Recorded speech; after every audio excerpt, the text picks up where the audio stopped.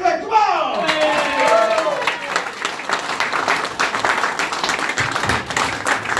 Thank you. How are we doing? We all well? Yeah. Enjoying it so far? Oh, yeah. Excellent. Cool. I'll try not to ruin that. It's lovely to be here. Thank you for having me. You've got a lovely good village. I was parked in the car. Seems nice though. I don't want to make any of you jealous, but I am lucky enough to live in a beautiful little suburb down south called Luton. Yeah, I suppose it is quite funny, yeah. If it's not happening to you, maybe I'll laugh about it one day. It's a tricky place to live. It is a tricky place to live. It's a tricky place to live. It is also a tricky place to work. My girlfriend, for instance, she works in mental health services in central Luton. That is a difficult job. That is a difficult and confusing job. Especially when people come in and say, I'm not in a good place. That's a tricky one. Job medicating or an estate agent? I've got an unusual family. My uncle is a colonel in the army, and he's also a nudist. So whether I go to see him at work or at home, there is a good chance I'll see his privates. Stupid joke. Sorry, I apologise. Stupid joke. He's not a nudist, and he's not a colonel. He is in the army though. He is in the army. That is true, genuinely. And to be honest, he deserves a bit more respect than I give him. He's killed 4 men. It's terrifying, isn't it? He's never even seen active service.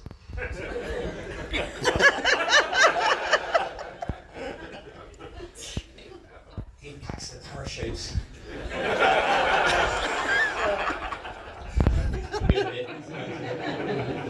It's a funny one, families, isn't it? It's a funny one. There's things about families. Everyone thinks their family are normal, don't they? Especially when you're growing up, because you've got nothing to compare it to. You just assume everything that happens to you and your family is completely normal. And you get a little bit older, start describing stuff to your therapist. You realise, no, it requires a session all of its own, whatever that means. I still don't know what is unusual and what isn't about my childhood, so what I tend to do is, as I remember stuff, I'll throw it out to an audience like yourselves, because I find it's quite a good test what's unusual and what isn't. Okay, so if you don't mind, I remember this thing today. Is this normal? Is it normal for your mum to strain pasta directly into the dog's water bowl? That's alright, yeah. Yeah? I mean, she said everyone says that. So jury's out. That's fine. I genuinely just wanted to know, so it's fine. We'll just move on. You worried about the dog? So the dog was fine. Absolutely fine. Lived till it was like 14. Dog years.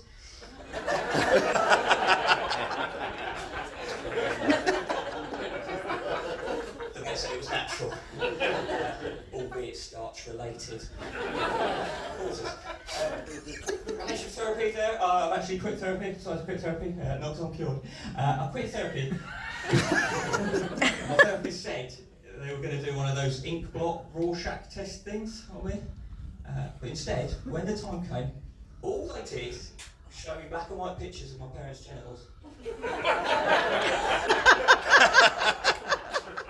I thought, you are deeply disturbed. I'm not coming back. Here, speaking of parents' genitals, I haven't been doing stand-up much recently because I just had a baby. Yay! I really didn't contribute much. Or for very long.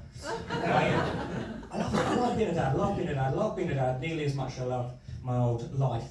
I do, I love it.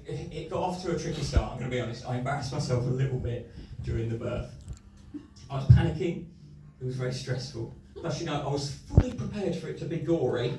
I was not prepared for it to be quite that gory. I'm extremely squeamish, so towards the end I was stood in the corner, barely even looking at what was going on. Stood in the corner, barely even looking. Midwife came over to me and she said, sorry, You are aware that that is one of the most incredible things you will ever see. And I said, I am aware of that, thanks, but right now there is a baby's head sticking out of it.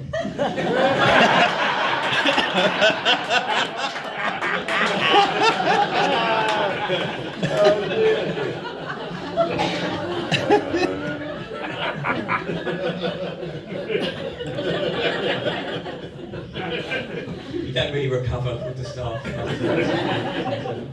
We were amazing. I should say the staff were amazing. Genuinely, they wanted me to cut the umbilical cord, and I wasn't sure, but I did it in the end. And to be honest, I think I must have done quite a good job, because they wouldn't let me go until I'd done a gallbladder removal and 2 vasectomies. Junior doctor's strike or something, wasn't it? Love being a dad. Love being a dad. Love being a dad. No, I do. I love being a dad. I just, I also love cream eggs. But the thing is, I wouldn't want to eat cream eggs for 19 hours a day, every single day. And if I stop for a single second, I get bollocked by a girlfriend. Who is an amazing mother, I should say that, all jokes aside. My girlfriend is an incredible mother. And she still finds time to say cute little things to me like, is that your breath, or do we need to do a nappy change? Cute romantic things like that.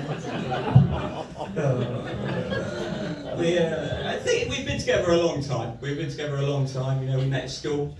She was my sociology teacher.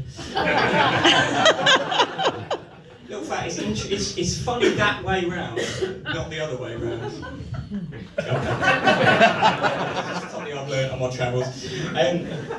We've been together a long time. Like all relationships, it goes through peaks and troughs. At the moment, I'm going to be honest, since we became parents, I'm trying to keep the romance going a little bit.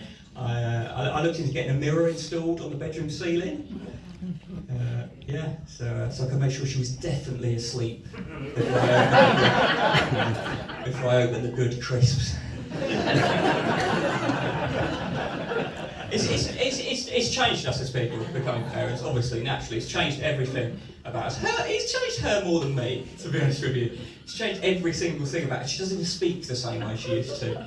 I walked in on her yesterday, she was on the phone, I don't know to who, but she was saying, and today I saw his teeny tiny willy. And I thought, you just didn't speak like that before we had our daughter.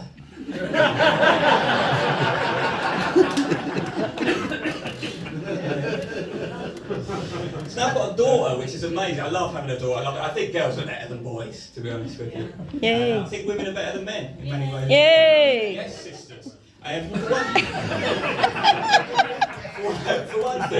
For one thing, right, women don't tend to die in stupid, embarrassing ways quite as often as men. I'll give you an example, okay? I was in Pompeii a couple of years ago. Pompeii is a Roman settlement at the foot of Mount Vesuvius, which is a volcano which erupted in 79 AD.